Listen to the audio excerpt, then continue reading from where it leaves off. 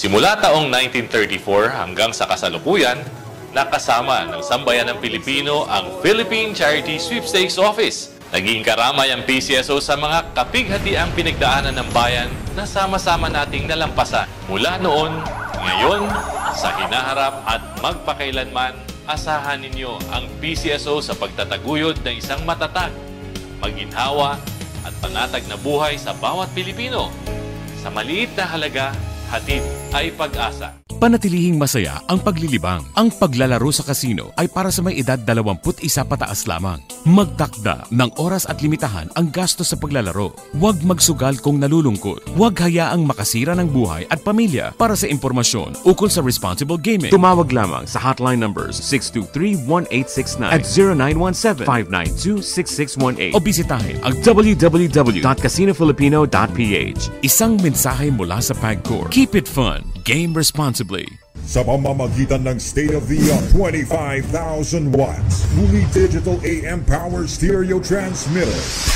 Ito ang DZME 1530, numero 1 sa paghahatid ng mga sariwang balita, impormasyon, komentaryo, alib, musika at public service. DZME 1530, una sa kanan, ang himpilang may paninindigan.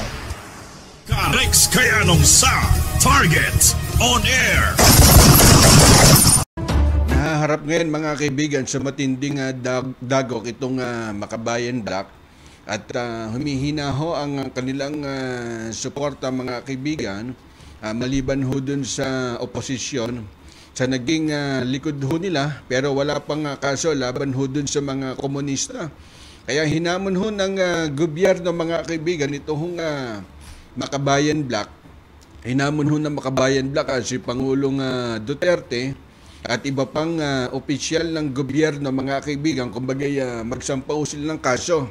Magsampa ng kaso dyan ho sa korte laban ho sa kanila kung mapapatunayang sangkot ho sila. Itong grupo ho ng mga rebelding komunista mga kaibigan dahil ho dun sa naging kasunod sa pahayag ho ng ating Pangulong Duterte tungkol ho dun sa kanyang Talk to the Nation address, di ba?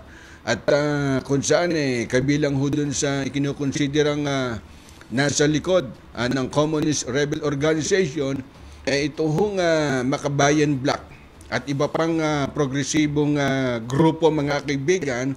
Kumbaga tinuturing daw ho na upload kumbaga dangerous, di ba?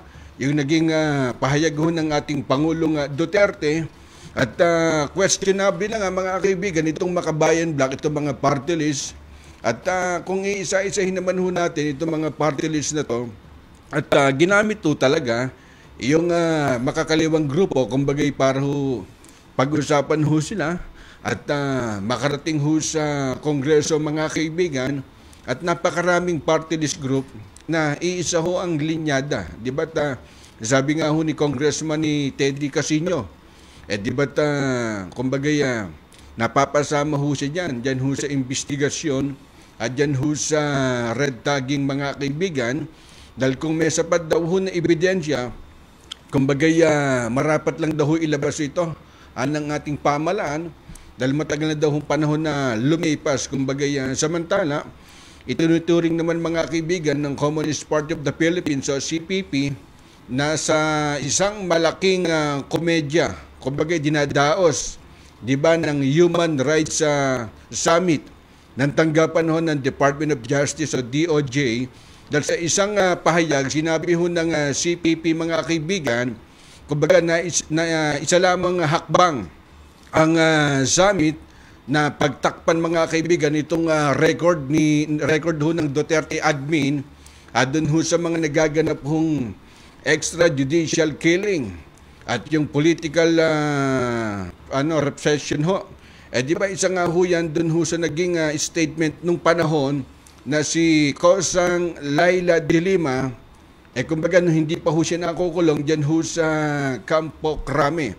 Yung human rights, di ba? Isa ho dun sa in-expose ni Dilema, may kaugnay din ho yan dito dito ho sa makakaliwang grupo o itong NPA mga kaibigan dahil isa ho dun sa mga isyong kumbaga isusubok ho dito sa liderato ni Speaker Lord Alan Velasco, di ba, bilang leader ng Kamara. Kumbaga hamon ho to na imbestigahan ito hong Makabayan Black. Kaugnay ho dun sa sa pagkakasangkot, di ba, ng isang nagpapakilalang dating dating kadre ng komunist. Dahil may mga lumutang ho yan sa Senado, mga kaibigan. Kumbaga nag-justify ho doon na marami ho mga itinuro at isinangkot, mga kaibigan. Kumbaga isa ho ito dun ho sa naging kumbaga kaliwat kanang isyong nagsulputan. Diba, sabi nga ho dyan dapat harapin nung bagong pinuno ho ng Kamara. Dahil kung matatandaan nyo, tahasang hinamon na isang Jeffrey o ka Erica Celis, yung mga nagpapakilalang dating kadre ng NPA na imbestigahan ni Lord Alan Velasco, mga kaibigan, yung mga kongresista na sinasabing ikasapi dyan ho sa Makabayan Black, di ba?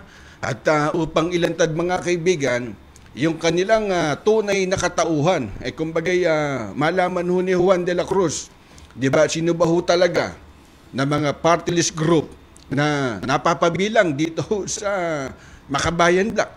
Ayon ho kay Celis, mga kaibigan, kumbaga handa ho siya, di ba, at ang kanyang mga kasamahan na mga dating kadre ho ng CPP-NPA.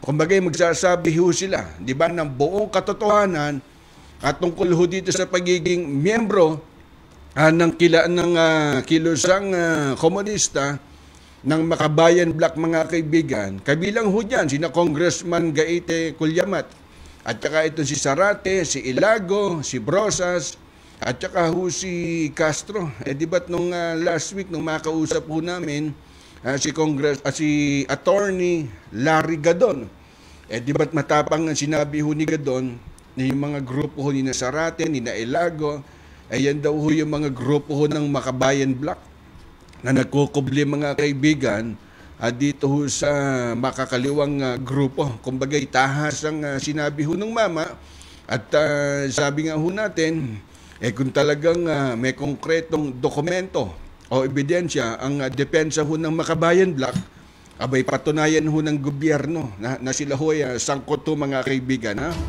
Di ba ang plano nga ho dyan ni General Esperon? Kumbaga harangin ho sa tanggapan ho ng Commission on Election. Kasi kung iisa-isay naman ho natin yung mga party list, ilan lang naman ho may bilang ho dyan . Ilan lang naman ho talagang makikita mong tumutulong. Meron pa nga ho dyan ang probinsyano party list. Ano ba ho ang pwedeng itulong ho niya sa bansa ho natin, di ba? At dapat nga ho magkaroon ho ng limit yung pagpasok ko ng mga party list group. Oras sa Pilipinas, 3:15 ng hapon. Ang oras atid sa inyo ng PCSO at PAGCOR. Simula taong 1934 hanggang sa kasalukuyan, nakasama ng sambayan ng Pilipino ang Philippine Charity Sweepstakes Office. Naging karamay ang PCSO sa mga kapighatiang pinagdaanan ng bayan na sama-sama nating nalampasan. Mula noon, ngayon, sa hinaharap at magpakailanman, asahan ninyo ang PCSO sa pagtataguyod na isang matatag, maginhawa at panatag na buhay sa bawat Pilipino.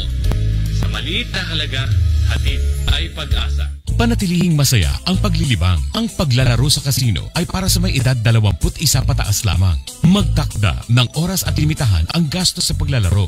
Huwag magsugal kung nalulungkot. Huwag hayaang makasira ng buhay at pamilya. Para sa impormasyon ukol sa responsible gaming, tumawag lamang sa hotline numbers 623-1869 at 0917-592-6618 o bisitahin ang www.casinofilipino.ph. Isang mensahe mula sa PAGCOR. Keep it fun. Game responsibly.